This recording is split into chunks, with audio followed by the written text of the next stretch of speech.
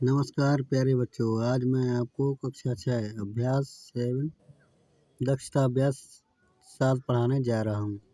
यदि आपको अभ्यास 7A और B देखना है तो आप हमारे YouTube चैनल पर जाकर देख सकते हैं। चलिए शुरू करते हैं। क्वेश्चन नंबर पहला, आइए देखते हैं क्या लिखा है। पहले 3 संरेख बिंदुओं से होकर जाती हुई कितनी रेखाएं खींची जा सकती हैं।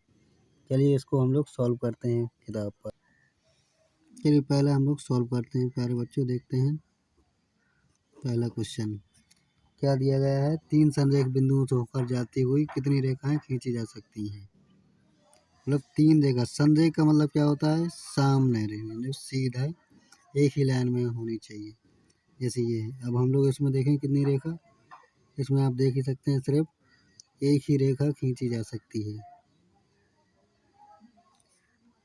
रेखा क्या होती है, रेखा में दोनों दिशा होती हैं, दोनों दिशा की तरफ एरो का चिन्ह लगा होता है। इनको हम लोग कहीं भी मतलब कितना भी मतलब लंबा बना सकते हैं, यहाँ पर खींच सकते हैं।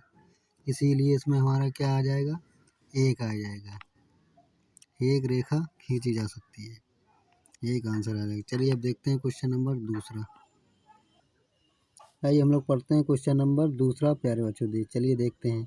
कागज के तल पर निम्नांकित बिंदुओं को अंकित कर स्पष्ट कीजिए।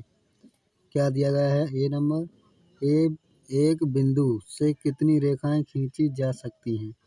आइए इसको भी हम लोग सॉल्व करते हैं। एक बिंदु से कितनी रेखाएं खींची जा सकती हैं। चलिए हम लोग एक बिंदु बनाते हैं। ये एक बिंदु है। अब रेखा खींचिए आप। एक रेखा ये हो जाएगी, एक रेखा ये हो जाएगी, एक रेखा ये, एक रेखा ये और एक रेखा ये। अब आपको पता चल रहा है कि एक बिंदु से हम लोग असंख्य रेखा खींच सकते हैं प्यारे बच्चों। और इसमें हम लोग एरो का चिन्ह लगा देंगे।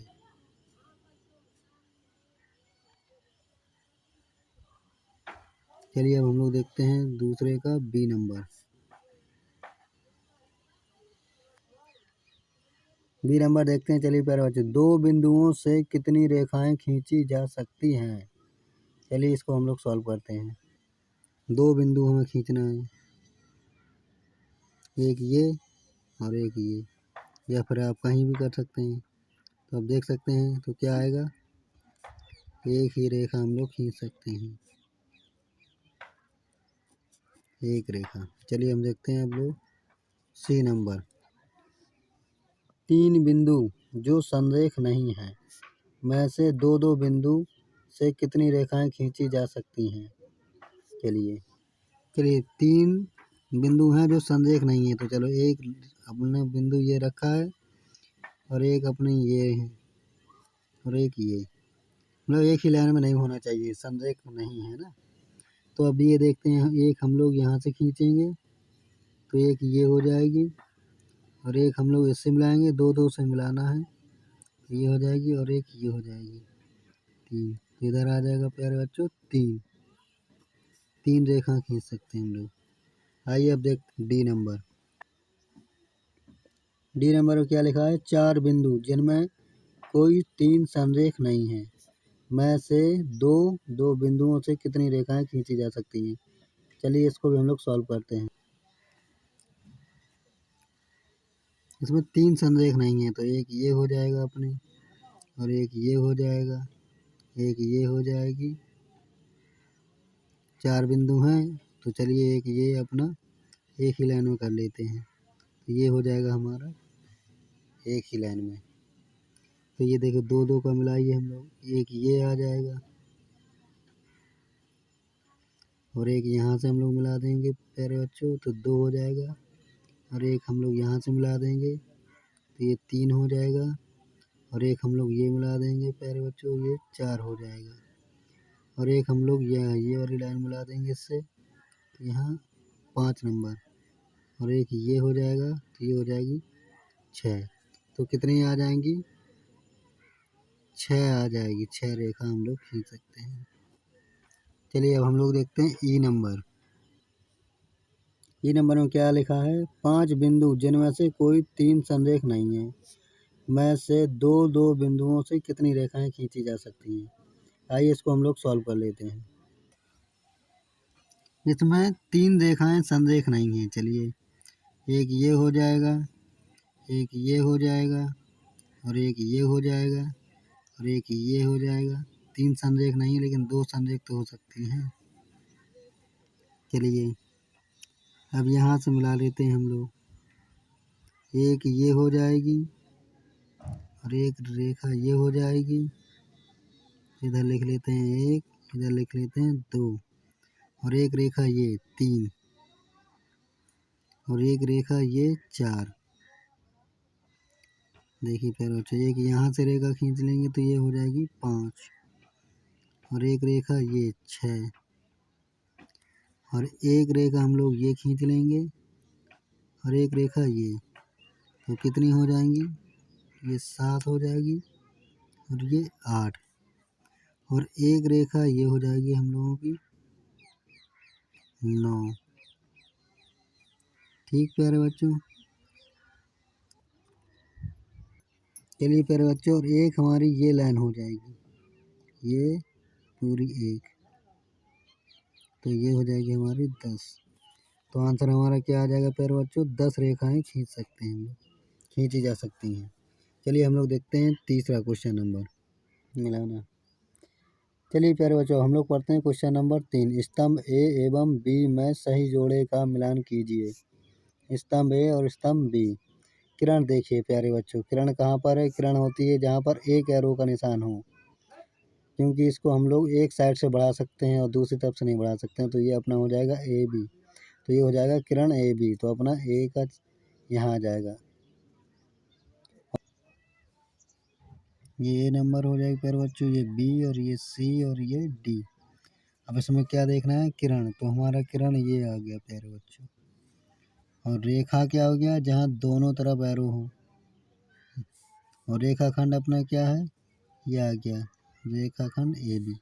और बंद आकृति अपना आ गया ए बी। जैसे प्यारे बच्चों, जैसे त्रिभुज बना होता है अपना, ये देखिए जैसे यहाँ पर क्या होता है? ए, यहाँ पर बी और यहाँ पर सी, तो ए बी सी, तो ये क्या है? एक त्रिभुज है और ये बंद आकृति है। इसीलिए इधर क्या लिखा है? इधर 2 बार ए कर दिया, तो इधर ए डैश भी होना चाहिए मान लो, तो कोई दिक्कत नहीं। चलो अगर बुक में ए ही है तो ए ही रहेगा।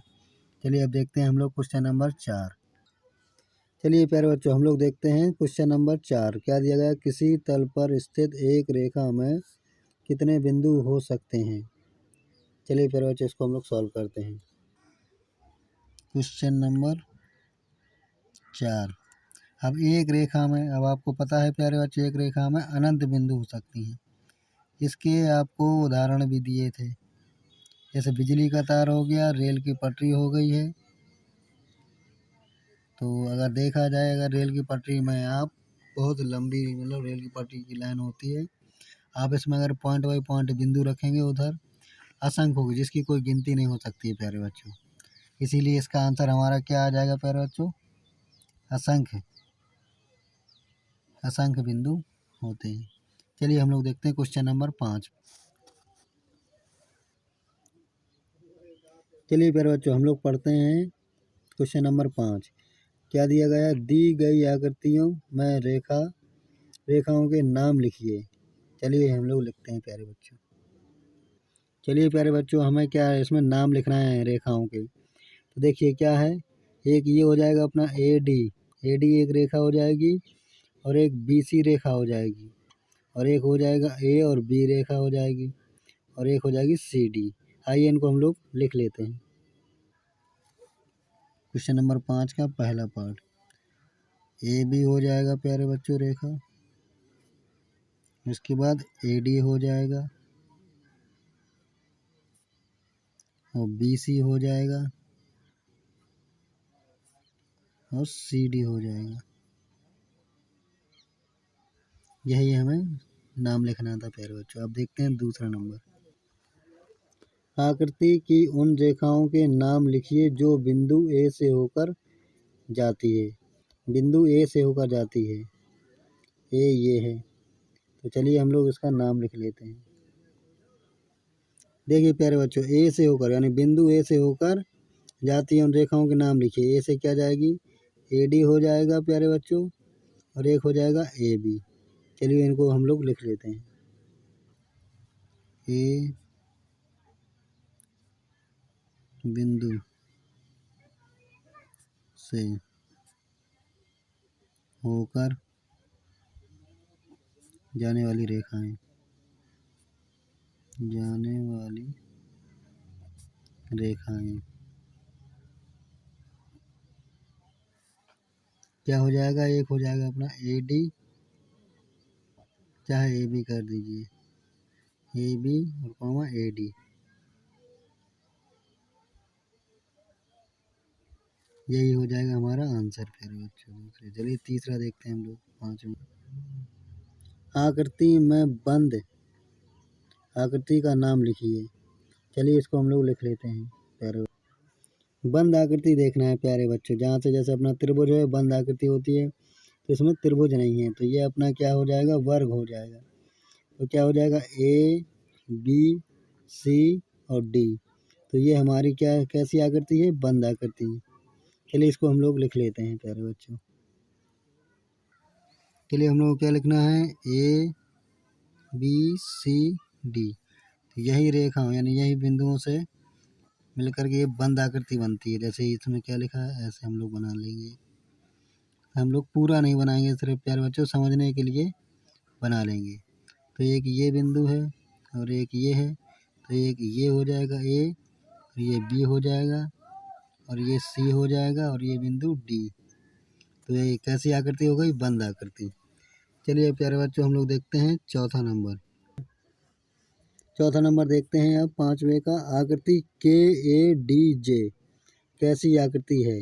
अब देखिए इसमें के और ए और डी और जे कैसी आकृति है, खुली आकृति। चलिए इसको हम लोग नोट कर लेते हैं। खुला आकृति पूछा है प्यारे बच्चों, तो हम लोग ये लाइन थोड़ा और बढ़ा देंगे, तो ये हो जाएगा हमारा एल, और ये हो जाएगा ऊपर वाली के, और ये हो जाएगा हमारा जे, और ये हमारी लंबी लाइन हो जाएगी, तो ये हो जाएगा आई। चलिए प्यारे बच्चों, तो ये क्या हो जाएगा, के ए डी और जे, तो और ऊपर से ये खुली आकृति है, तो यही हमारा आंसर हो जाएगा प्यारे बच्चों, खुली आकृति। चलिए प्यारे बच्चों हम लोग देखते हैं पाँचवें का पाँचवां पार्ट। क्या दिया गया, आकृति के ए एल खुली आकृति है या बंद। देखिए के ए एल, अब ये तो यहाँ से कोई है नहीं है, कोई रेखा खींची हो, चलो तो ये भी हो जाएगा खुली। चलिए देखिए प्यारे बच्चों, के ए और एल, अब यहाँ से तो कोई रेखा है नहीं है कि चलो एक रेखा यहाँ से खींची हो, तो ये बंद हो जाएगी। तो लेकिन ये भी हमारी खुली ही आकृति हो जाएगी प्यारे बच्चों, खुली आकृति। चलिए अब देखते हैं हम लोग क्वेश्चन नंबर 6। चलिए प्यारे बच्चों हम लोग देखते हैं क्वेश्चन नंबर 6 क्या लिखा है, निम्नांकित आकृति में एक बिंदुगामी रेखाएं और उनके संगमन बिंदु लिखिए। तो पहला प्रश्न मैंने पहला पार्ट क्या दिया, पार्श्व आकृति में एक बिंदुगामी रेखाएं और उनके संगमन बिंदु लिखिए। तो सबसे पहले प्यारे बच्चों हम लोग समझते हैं बिंदुगामी रेखाएं क्या होती हैं। जहाँ पर प्यारे बच्चों देखिए 3 से अधिक रेखाएं एक दूसरे को काटती हैं या फिर प्रतिच्छेद करती हैं, तो मतलब वो होता है हम लोगों का बिंदुगामी रेखाएं। और संगमन बिंदु मतलब जहाँ पर ये तीनों बिंदु मतलब तीनों रेखाएं एक दूसरे जहाँ पर काटती हैं, तो वो होता है हमारा संगमन बिंदु। चलिए इसको हम लोग नोट कर लेते हैं। चलिए प्यारे बच्चों इसमें देखेंगे हम लोग संगमन बिंदु क्या है, ए, यहाँ पर 3 रेखाएं मतलब एक दूसरे को काट रही हैं प्यारे बच्चों। अब इसमें हम लोग बिंदुगामी रेखाएं लिखना है, तो एक रेखा हमारी ये हो जाएगी एल, और एक रेखा हमारी वो प्यारे बच्चों देखिए मतलब हमें बिंदुगामी रेखा जी ए से लेकर एल तक, तो ये हो जाएगी प्यारे बच्चों बिंदुगामी रेखा एल, और ये हो जाएगा हमारा दूसरा जो क्यू मतलब जा रहा है नीचे की ओर बी की तरफ, ये क्यू हो जाएगा। और एक बिंदुगामी रेखा ये जा रही है एन से सी की ओर। तो चलिए हम लोग इसको नोट कर लेते हैं। संगमन बिंदु ए और बिंदुगामी रेखाएं क्या हो जाएगा प्यारे बच्चों? बिंदुगामी रेखाएं एल हो जाएगा और इसके बाद हमारा क्या हो जाएगा? क्यू हो जाएगा और एक एन हो जाएगा। इसके बाद हम लोग देखते हैं दूसरा, संगमन बिंदु बी और बिंदुगामी रेखाएं लिखना है इसमें। चलिए प्यारे बच्चों, बिंदुगामी रेखाएं, चलिए इसको भी प्यारे बच्चों हम लोग समझ लेते हैं पहले। चलिए प्यारे बच्चों हम लोग अब समझ लेते हैं। बी हो जाएगा संगमन बिंदु। अब हमें देखना है बिंदुगामी रेखाएं। तो सबसे पहले ये देखिए, बी से हमारी बिंदुगामी रेखाएं क्या हैं? एक हो जाएगा अपना क्यू, बी से जो जा रही है, एक ये हो जाएगी बी से होकर जो जा रही है क्यू हो जाएगी, और एक अपनी ये हो जाएगी एम, और एक रेखा हमारी ये टी जा रही है प्यारे बच्चों था, ये इसमें इधर ये पी जा रही है। तो इसको हम लोग स्मॉल होना चाहिए क्योंकि इसमें कैपिटल बना दिया है। चलिए हम लोग इसको भी लिख लेते हैं। अब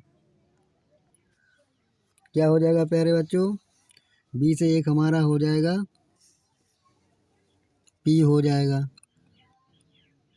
और एक हमारा टी हो जाएगा, और एक हमारा बी से और एक ये एम हो जाएगा, और एक हमारा हो जाएगा, और एक अपना क्यू हो जाएगा प्यारे बच्चों। चलिए अब देखते हैं हम लोग क्वेश्चन नंबर 6 का दूसरा पार्ट। क्वेश्चन नंबर 6 का दूसरा पार्ट, पार्श्व चित्र में ए एफ बी में खुली आकृति है या बंद? ये देखिए ए और एफ और बी, तो ये आप प्यारे बच्चों बता ही सकते हैं क्या है? ये खुली आकृति। ये देखिए ए और एफ और बी, तो ये क्या हो जाएगा प्यारे बच्चों? ये बंद आकृति हो जाएगी। एक ए से मतलब ये रेखा गई है एफ तक, और एफ से लेकर के यहाँ तक गई है बी तक, और बी से फिर ये रेखा गई है ए तक, तो ये क्या हो जाएगा? बंद आकृति। चलिए इसको हम लोग नोट डाउन कर लेते हैं। तो ये हो जाएगी हमारी बंद आकृति।